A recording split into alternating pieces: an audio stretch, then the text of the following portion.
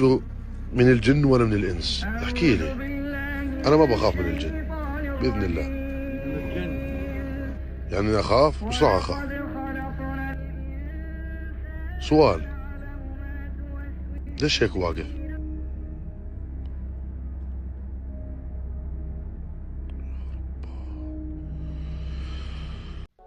من أقول لكم الجن يتشكلون على هيئة إنسان أو هيئة حيوان. يا أخي ليش مو جاي يصدقوني؟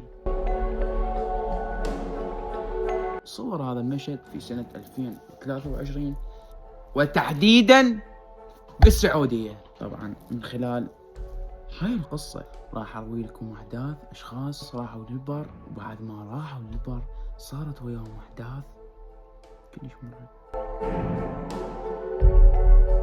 قبل ما نبدي قصتنا هذا اليوم، إذا كنت واحد من معجبين قصص ملاتي فأدعوكم تسوي القلب أحمر لأن ما راح تتكهرب، وتدوس هاي الزائد الحمراء لأن ما بقى شيء عن 100,000 حملة وصول أمير الشيخ لل100,000. وصلى على الحبيب محمد وتعال خلينا نبلش. شنو هو الشيطان؟ أن الشيطان شكل إلى وجود بصورة حيوان، أن الشيطان يتصور كصورة تكلموه صارعوه. بسنة 2023 اكو اشخاص عددهم 3، اللي هو اول واحد احمد، والثاني مصطفى، والثالث مرتضى. هذول الثلاثة واحد بيهم اللي هو اسمه احمد خابر اصدقاء هذول الاثنين، قال لهم احنا ما طول اجتنا العطلة صيفية فخلينا نغير جو ونروح للبر. وافقوا اصدقاء وقالوا له يلا ها هي ماكو اي مشكلة، بايش الساعة راح نطلع؟ والله قال لهم راح نطلع الساعة 11 مساء. أصدقائه ظلوا بحيرة وبقلق. طيب ليش يا أحمد تروح بهيج وقت؟ فرد عليهم وقال هذا أفضل وقت على مود نتونس بيه بإجازتنا. والله طلعوا ووصلوا بالساعة، وصلوا ساعة 12:30 إلى البر. ومن وصلوا إلى البر وهنا يا عزيزي المشاهد راح تبدأ القصة.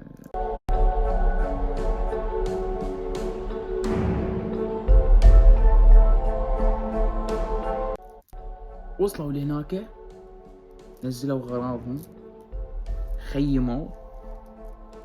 والله من خيموا نزلوا غراضهم. أول ما نزلوا مصطفى هو اللي سوى العشاء. والله سوى لهم عشاء.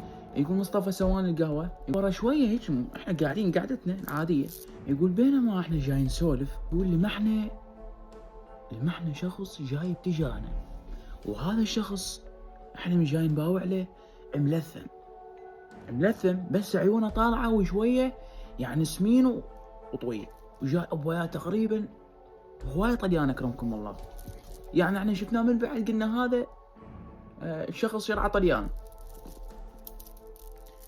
يقول لكن شيء غريب، احنا تقريبا ساعة بالثنتين ضبط، بالثنتين فجرا، وشوفنا هذا المنظر هيجي يعني شيء يعني شوية مرعب. جاء يتقدم علينا، يتقدم السلام عليكم، سلم علينا، قلنا له وعليكم السلام والرحمة، اتفضل. والله وراح بدون ما يعني حاكيه، بس مجرد السلام عليكم قلنا لا تفضل ويانا، ما رد علينا راح. ظلينا صافنين وابوين شويه. هذا الشخص ساعة بالثنتين بالليل ايش عنده يجي هسه وبيج وقت شويه. احمد ومصطفى دارين وجوههم هيجي، ما ادري والله ما اعرف لحد هسه ما اتذكر ايش جاي يسوون، بس انا صافن وجاي اشرب قهوتي، هيجي صافن وجاي اشرب قهوتي. يقول لمحت لي شخص اسود يركض ركض هيجي طلقه خطف من يمي. يا اخو قسم بالله شفته ولا وهم ولا خيال ولا حلم ولا شيء. جاي اقول لكم انا خطف قدامه وعرفه وشفته. اقول لاحمد لا اكيد ما يصدقني، جاي تتخيل، خل اسكت. والله ورا شويه يقول جاي نسولف انا وربعي، يقول جانا شخص تعدى يمنا، بس يا اخي احنا ما شفناه من يجي. احنا كل ساعه نباوع هيك ونسولف، بس ما شفناه يعني يمشي قادم بنحوه.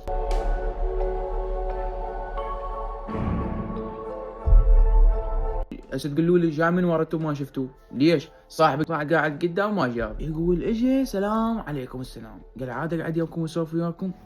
قلنا له تفضل. والله قعد، قدمنا له القهوه كذلك ما قدم. لكن الشيء الغريب بانه هذا الشخص يشبه هذاك الشخص ابو الطلياني اللي جانا باول مره.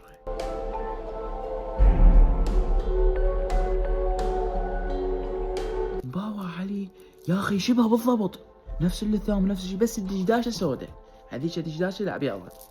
اريد اسولف وياكم موضوع مهم واريدكم تسمعوني. قلنا له تفضل سولف.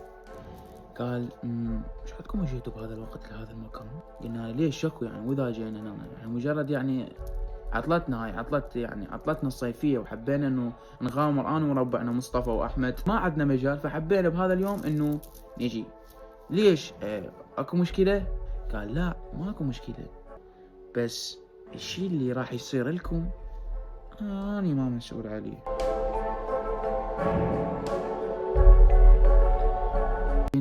رد عليه مصطفى باستهزاء، قال له شنو شو تريد تسوي يعني مثلا؟ مباشرة من رد هذا الاستهزاء وصارت مشادات كلامية وياه. آخر شيء حكى الرجال اللي هو هذا قلت لكم عليه اللي اجى، قال راح تندمون على الشيء اللي راح يصير لكم هسه، في امان الله. من راح رد عليه احمد قال ليش هيك حكيت ويا هذا الرجال وهذا يعني مبين قد ابوك عمره كبير، شلون تسولف ويا هذا الحكي؟ قال له ما تشوفه شلون يحكي ويانا؟ شنو هو منطقة ابوه منطقته؟ شنو يقول لنا طلعوا حتى لو ما يصير تسولف هيك. قال له انا اسكت انا راح اطب جوا بالخيمه، تظلوا هنا راح انام من شويه وتظلوا هنا قاعدين. لكن راح يصير وياهم شيء جدا مرعب. ورا شويه انا مو قاعد اللي انا اسمي احمد تمام نفترض، ويمي منو؟ يمي مرتضى جاي يسولف وياه. والله بين ما جاي يسولف وياه مصطفى ايش قال لي؟ قال لي يا احمد شفت خيال اسود عبر منا؟ قلت له عبر بسرعه؟ قال لي اي والله. قلت له اي والله انا هم شفته قبل شويه، جيت انا اقول لك واحسك ما تصدقني. قال لي خيال اسود يمشي سريع. قلت له اي ادري. والله ورا شويه يقول اجى مصطفى علينا يصيح. ابويا شكو احكي لنا شكو ايش بيك تصيح الساعه ب3 بالليل شكو صيح؟ قال هاي الخيمه منو شقها؟ قال شنو؟ قلنا الخيمه مالتنا منو شقها وانا نايم؟ ليش تشاقون هذا الشقه وياي؟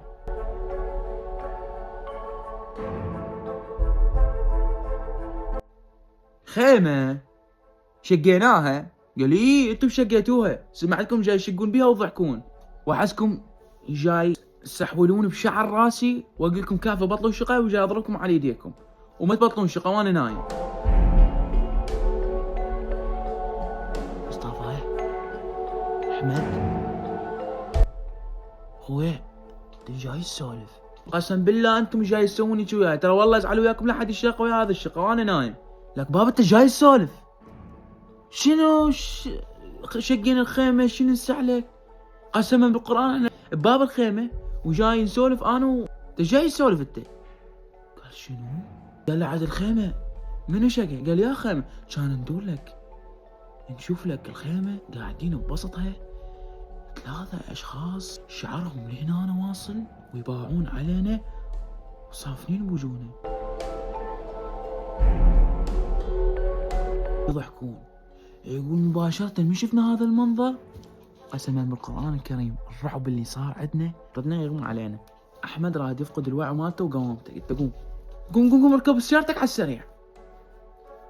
يقول مباشرة صعدنا بالسيارة وكان يقضون ورانا ويصيحون علينا ويضحكون. يقول كل ما يركضون 3 يجون 6، ورا 6 يجون 8، ورا 8 يجون 9 10 11 12، قام يجون شلون الهيجي طريق عبالك مال طوبه يجوا ورانا يركضون وسرعتهم خياليه.